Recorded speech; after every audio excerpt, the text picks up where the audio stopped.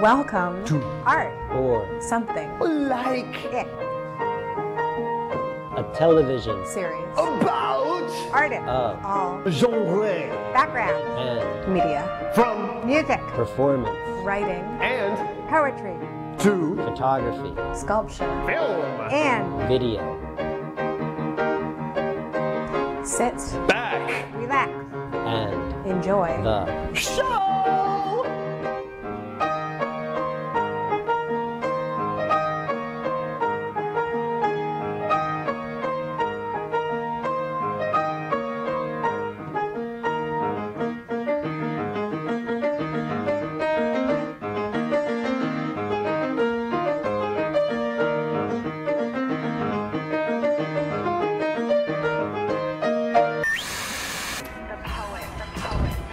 Hi, I'm Andrea Grant and welcome to my studio.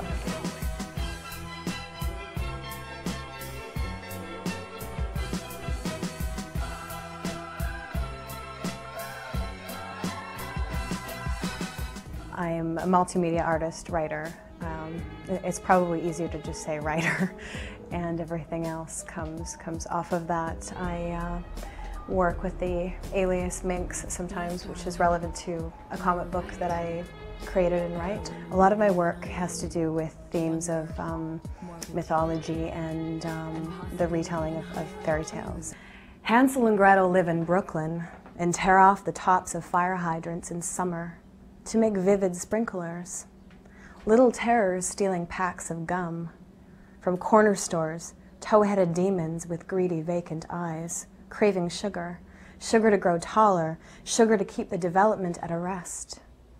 Sugar and chemicals, sugar and acid, hallucinogenic, hyperactive infidels. They villainize the stepmother for her diet soda. I was raised in a very strict religion, very strict patriarchal Christian religion that was very anti-women. Like, there were a lot of messages, but not in my own family. My own family was cool and raised me and my brother equally, and I never had a sense of being an outcast. But with this strange religion, like all the time it was, you know, women are the temptresses, women are evil, and all of that. So I think coming out of that and trying to find my voice, the portraits are as much about self-identity and examination and the contradictions of modern womanhood, and there's all this other stuff going on. It's not just like, oh, I'm taking pretty pictures, because I don't care about that.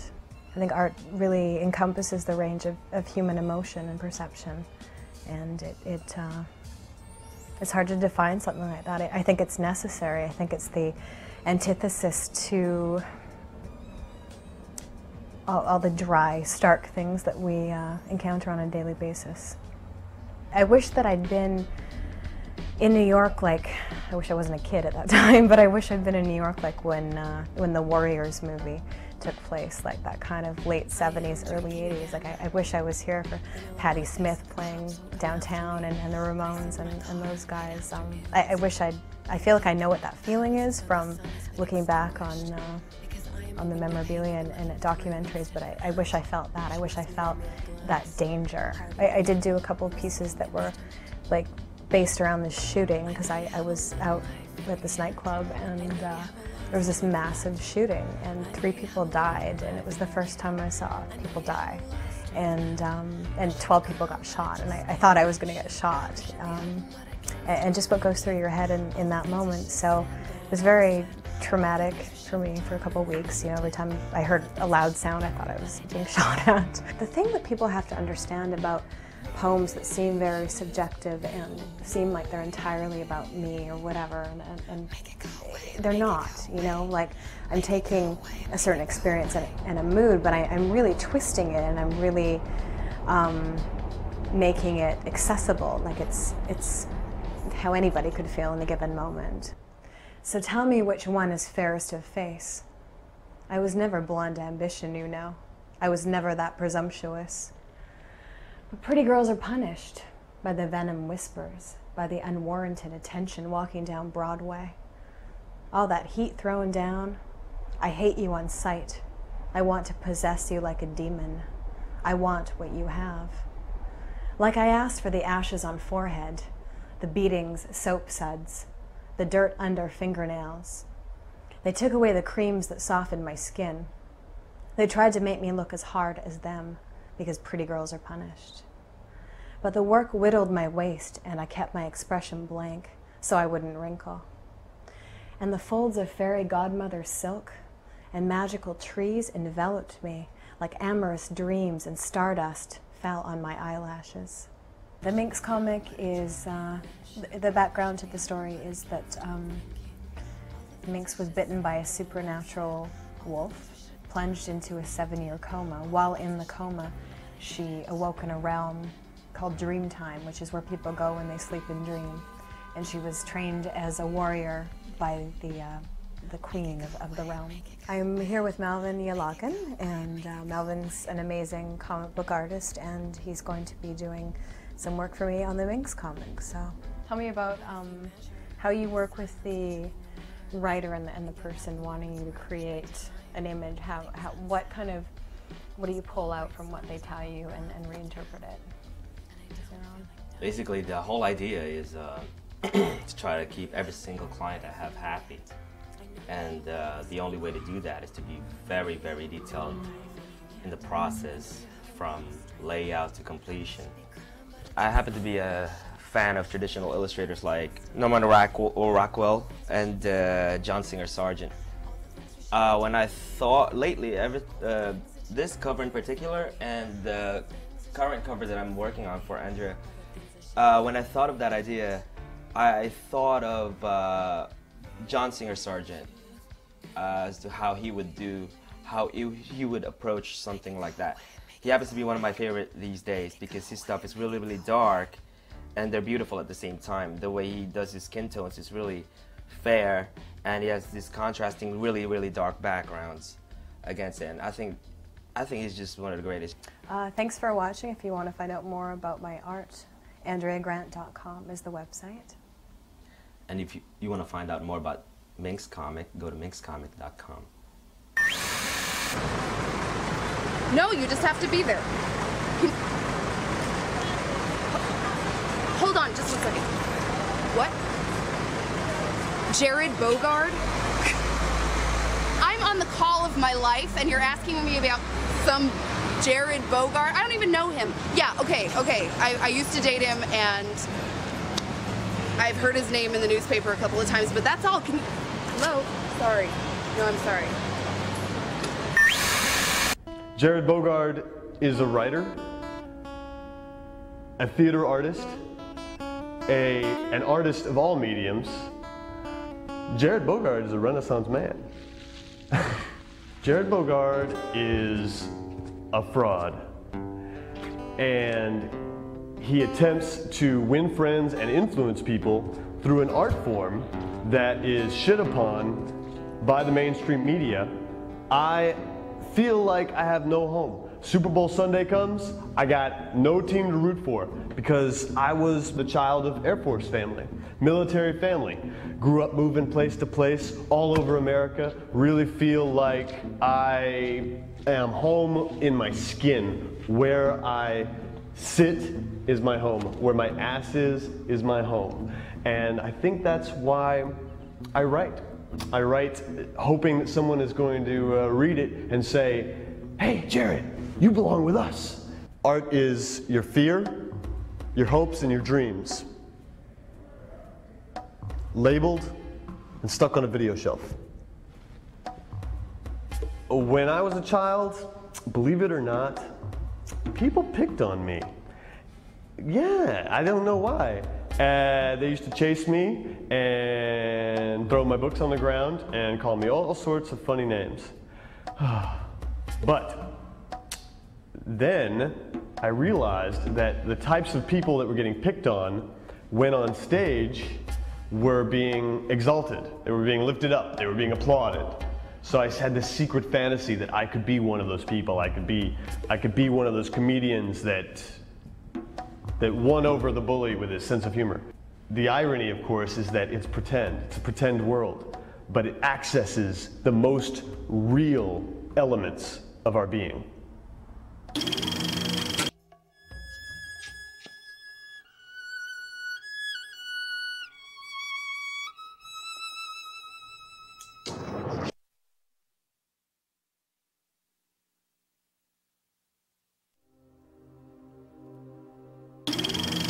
I actually wanted to be a filmmaker way before I found the stage. I wanted to be a film critic before I wanted to be a filmmaker.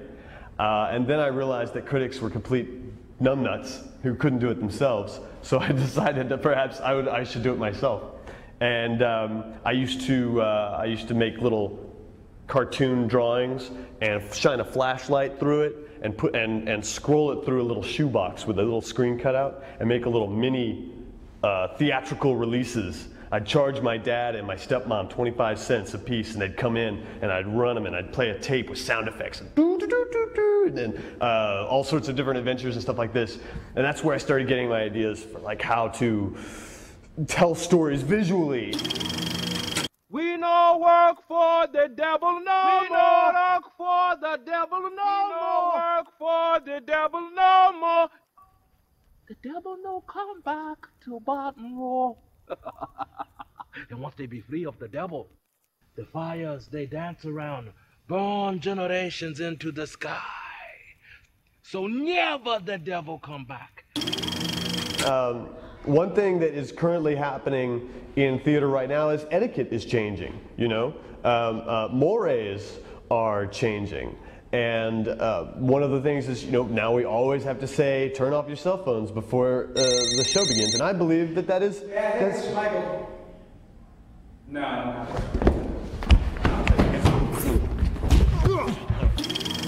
In case you didn't realize, we are doing this fantastic interview for art or something like it. Does that make me a sellout? Yes. In a theater. And this being a fantastic vessel for artistic expression that it is, we're going to have, actually we're doing this while we're in rehearsal for a fantastic play. Hugging the Shoulder by myself is in process right now. It's in rehearsal. We're going to get it on its feet. We're going to attack the boards. We're going to jump up and do some blocking. We're going to do some character work. So let's flip this around and get some work done. Come on. All right, okay guys, we're making this up on the spot, all right? So we're gonna do a little improv in character. I know we've been talking a lot about character, we've been talking a lot about where you're from, where you're coming up. What I want you to do is go off to character land, you know, if you will. And when you feel like you're pushed beyond your limit, then come back to the script. All right, I've got the tape recorder going. If we want to, we'll use what we, you know, what we find, per se. We're gonna let's think of this as an excavation into the past of your characters. We're gonna go down. We're gonna dredge up a bunch of shit. We're gonna pan for gold. We're gonna keep the nuggets. We're gonna throw out the garbage. Oh, little brother. Little brother, go get me a beer. Not getting you any more beer, Jerry. Brother, get me a beer. Jerry. Come on, let's just talk, okay? Fine. I can get the beer myself. No! What's wrong? You don't want one too? How come? Afraid you're gonna wet the bed again? I stopped wetting the bed a long time. Little brother afraid you're gonna wet the bed, he gets too drunk. You're the one who's drunk. Yeah, at least I don't piss my pants. I don't piss my pants anymore. It's like you can't let go of something that happened like a long time ago, okay? Great, thanks for watching. If you want to know more about me or get on the team, man, and make some real freaking theater, then you gotta go to inkythumbs.com. Also, check out my show, Hugging the Shoulder, at huggingtheshoulder.com, man. Do it!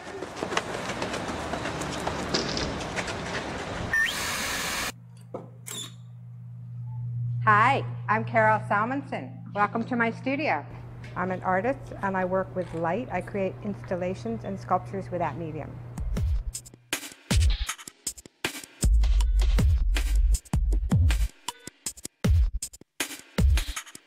I always made art from the time that I was very small. The first work that I ever did with light was actually painting. I did one of the first pieces to use iridescent pigments in the background, I looked at them and I suddenly realized that they needed light behind them. I don't know why, but so I created boxes that the paintings would hang on, and behind the paintings were rims of light that you would not see, rims of neon. I was born with a hearing disability, and I had no idea how severe it was.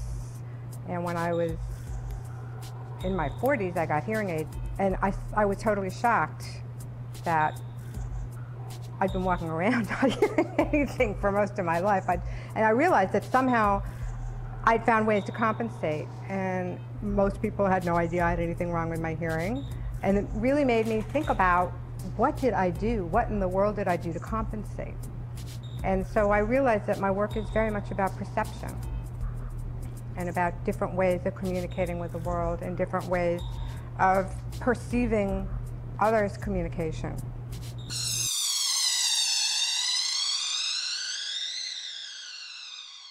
This is a series called Nuclear Secrets. I did a number of paintings with these, and some of them were on white backgrounds, and some of them were on metallic gray backgrounds. I started doing this whole series of objects after doing some genealogy and learning about family members that had perished in the Holocaust on my mother's side in Poland. And I got very depressed, and then all of a sudden I started painting nuclear explosions. I then realized I was getting so architectural that I was really ready to start working with light, and I ended up building a structure that I called Lighthouse that was made out of plywood. It has fluorescent lights that are attached to all this plywood, and inside is a model. All this color in here is totally cast by light. There's no painting at all. To me, there are two levels of success. The first is knowing that when I finish a piece, I feel like I pulled it off. But then the second level is when somebody else sees it and they say something about it and you realize that they got it. Yeah. This was more ambitious than I knew when I started out. I thought it was going to be much easier to do than it was. It was a crash course in a lot of different things. Monumental sculpture, working with metal, you name it. It was an eye-opener. In order to build Spiral Exchange, actually just to conceive a Spiral Exchange, I spent a lot of time taking Bristol board paper like this and folding it and scotch taping it together in various ways. And then I finally came upon the way I wanted to do it, and then I started playing around with Photoshop to arrive at this model. This ended up being black inside because it was already complicated enough without adding lights in here. I know the wife of a well-known artist who told me once that he spends 70 to 80% of his time on the business side of art and only 20 to 30% actually making it. And it's easier for me to do the business part of art now that I'm working with light than when I was doing abstract painting. I found that when I was painting, it required immersion in a very interior space, and it was very difficult to pull myself out of that space to communicate, to do the business part of it. To some extent, when I'm working with light, instead of having the kind of interior struggle or the angst, I'm instead getting frustrated and pissed off because when I plug it in, it doesn't light up. This column is a prototype for a piece I'll be doing in the spring at the Dempsey Trader Gallery in Williamsburg, Brooklyn. It's going to be a room full of these columns. It will have these niches with lights in them on all four sides, and you'll be able to walk through the room, and these lights will bounce off of the next column's reflective material.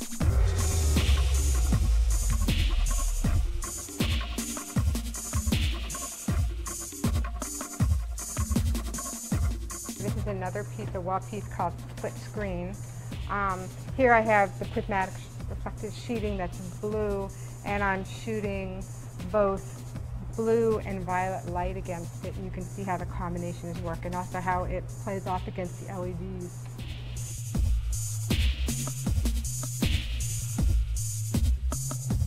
Thank you for visiting my studio. Take care.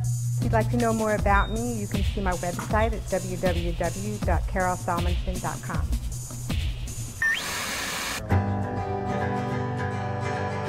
Well, I've been told to introduce myself. So, help, the lost cat. Don't know where he's at. I said help, the lost cat. Don't know where he's at. Well, he's lean and mean. Goes by the name of Latch. Hey, if you see him on your block, don't be shocked. There's one cat who loves to rock. I said help, the lost cat. And I don't know where he's at. Well, he's lean and mean. He goes by the name of Latch. That's me. I remember when I was first getting my feet wet as a songwriter, and there would be the people in the West Village scene, and they would talk about discipline as a songwriter, and that you had to go over the line over and over till you had it finally honed like a diamond, and it was perfect right line, you know, like a Hemingway struggle, you know, and that made the art worthwhile. Whereas the sort of Kerouac first thought, best thought was not writing. The Capote called it, said that's not. I think it was Capote said that's not writing, that's typewriting. What Kerouac did, right? Now, I just disagree. First of all, if you look at one diamond and you look at the other diamond and you don't know how those diamonds were made, either way you're seeing a diamond.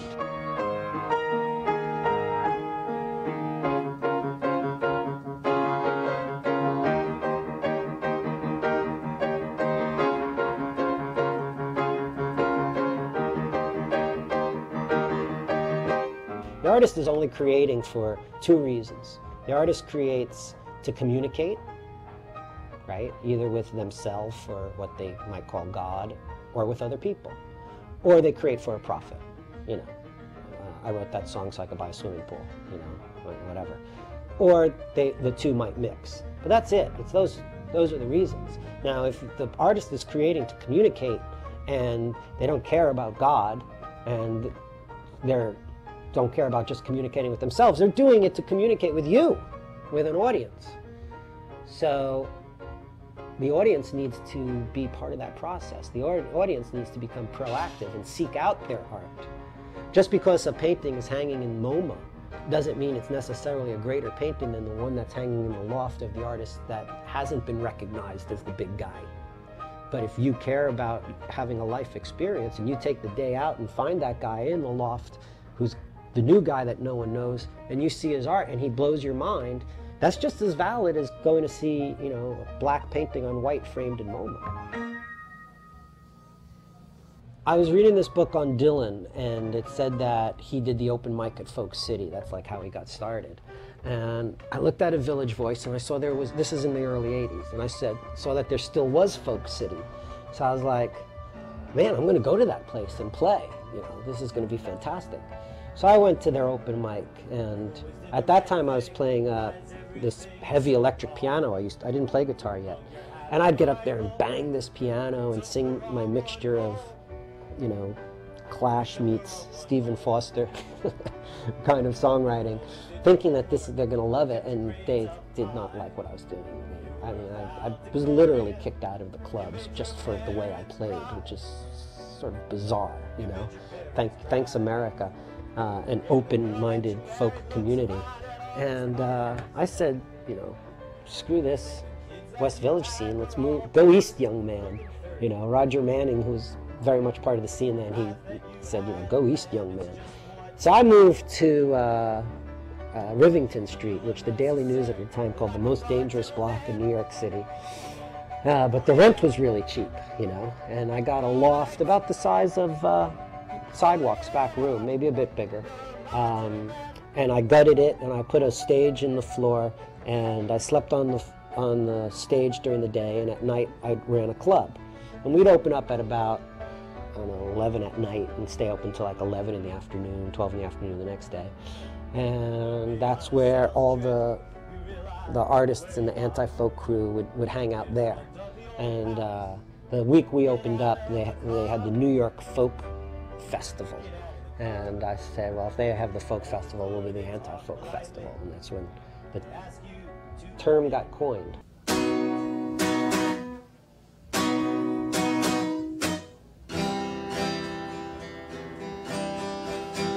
The word anti is, you know, against, and folk is people's. So it doesn't mean I'm against people, but I'm a person who is seems to find himself on the opposite of what is accepted as acceptable. My face is too close to the picture. I know I can't see the truth. If somebody is out there, please show me the proof. At times I sense a presence, but it's hard to maintain the energy to raise my level of awareness beyond hypnotized reality. Antenna, I am a conduit. Antenna, I am a vessel. Antenna, I'm ready. Antenna, talk with me. The anti-folk scene is such a thriving community artistically within itself. You know, people come to here to maybe, you know, make it because they've seen other people make it out of this scene, and they think, oh, you know, I'm going to go to that scene and hang out for a while, and it's going to propel me somewhere. And then after a while, they hang out for a while, and they realize, I don't need it to propel me anywhere. This is pretty cool right here. Antenna, I am a conduit. Antenna, I am a vessel. Antenna, I am ready. Antenna, talk with me. I would encourage people, if they want to experience what you were calling art, you're not going to get it through the traditional media conduits that provide you entertainment, because there's a vested interest in those media conduits. You have to go outside of them. You have to look locally. You have to create locally. You have to find what's around you. Beats, hippies, punks, anti. A torch is passed down the line. Ask yourself the incredible, who am I? Ask yourself, is now the time? Take a walk on the streets of anywhere. Seek signs, coincidence, and clues. The universe is beneficent. An invisible army is helping you. Antenna, I am a conduit. Antenna, I am a vessel. Antenna, I am ready. Antenna, talk with me. I am a conduit. I am a vessel. I am ready.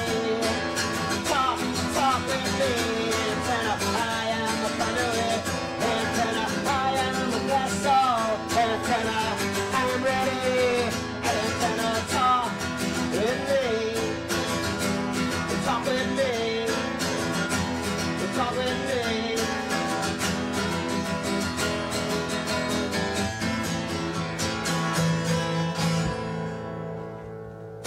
Thanks for watching Local. You know our motto, steal globally, buy locally. You can get my stuff at latchtoday.com. Peace out. Let's see. Where was I? Well, if you're aboard, get a dart. If you're the Lord, get a heart. Get on board, it's time to start. This is art, or something like it. Yeah, this is art, or something like it. Yeah, if you're aboard, get a dart. If you're the Lord, get a heart.